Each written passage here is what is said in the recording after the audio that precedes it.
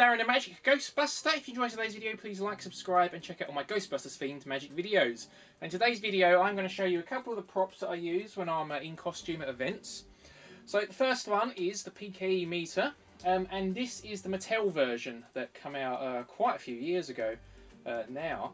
And it's pretty much as it was when I bought it. Just a couple of things I changed slightly. I did buy a sound kit from... the guy's name has completely escaped my head now. Brilliant guy in Germany. Apologies for not remembering your name, but he did a brilliant job on this. Because basically when this came out, the sound was just this really annoying beeping sound. It wasn't screen accurate. So he made this kit, opened it up, couple of bits of soldering, wasn't too difficult, and you know, I'm not very good at that sort of stuff, and now it makes the proper screen accurate sounds. And also I just put a couple of random stickers over the copyright.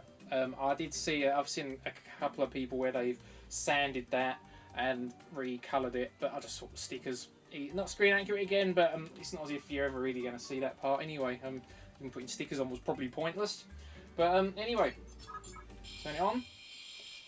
And then of course we press the buttons, and of course we can flip this and we change the screen display. So yeah, really good. I love this. So official Pke meters, there's only ever been this one. There's been the one with Spirit Halloween or Rubies, and there's a few different variations on that now, but they're all made by the same company basically.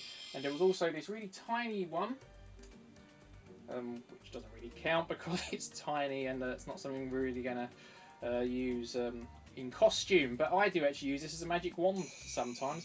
And funnily enough, it's the only one ever released with a screen accurate sound. Which I always thought was funny considering the size of it. But anyway, enough of the Pke Meter. We're now on to the next thing I use, and that is the Ghost Trap.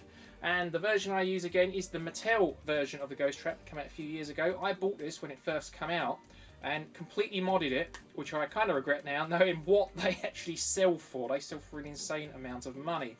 But this is still the best official release one available as far as I'm concerned. It's still miles ahead of the Spirit Halloween, the Walmart versions and all that.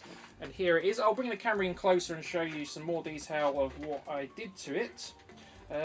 But let's turn it on, because the reason I use it...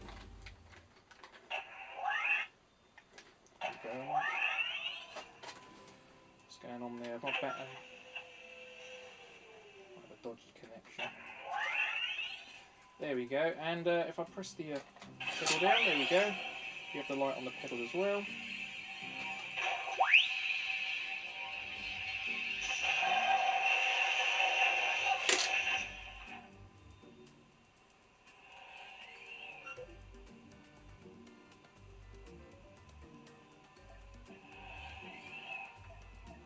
Turn it off for a second. I'll do a video of it on the floor at the end, because it does actually shake as if a ghost is in it.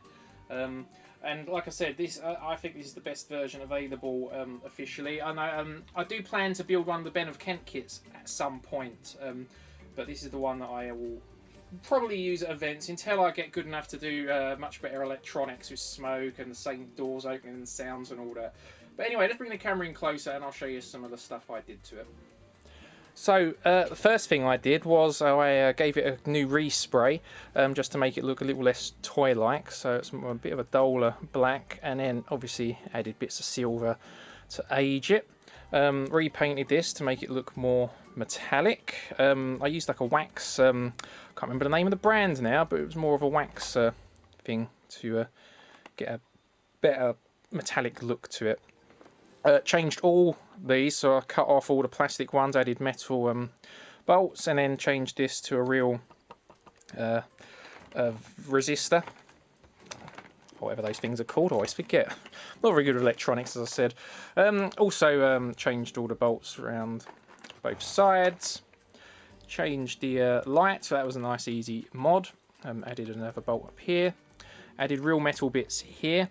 The tape has gone a little bit. It should finish about here, the tape, but I've gone a bit over just to hold the pipe in place. I struggled to get that in place. And I did add a new wire in between the trap and the pedal. So that's what I did to the actual trap itself. Now the pedal, that probably had the most modifications.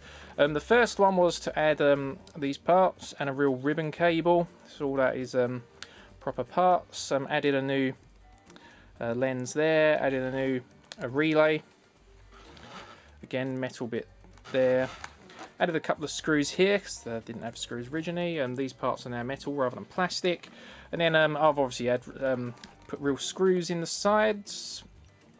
I did sand off the copyright stuff on this one, which I didn't do with the Pke, but I thought, well, since I was doing so much to this, I may as well. Yeah,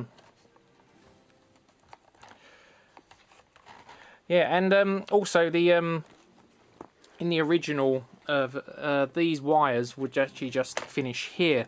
I just thought to make it look like they're actually going into something, I pushed them into there. Also, they don't actually do anything, but there you go. So yeah, that is what I've done to the Mattel trap, and as I said, part of me regrets it because of what these are worth now. So yeah, but anyway, like I said, I'll put a little video of the whole thing in action on the floor so you can see just after I finish waffling on. But anyway, let me know in the comments what you think. Do you have one? Are you after one? Personally, I can't wait to see if Hasbro do one. I thought they'd done a much better job of the wand than Mattel did, so it'd be interesting to see what they do with the trap if they ever do it. But anyway, let me know in the comments what your thoughts are. Do you like it, hate it, all that sort of stuff, and I'll see you in the next video. Until then, keep on busting.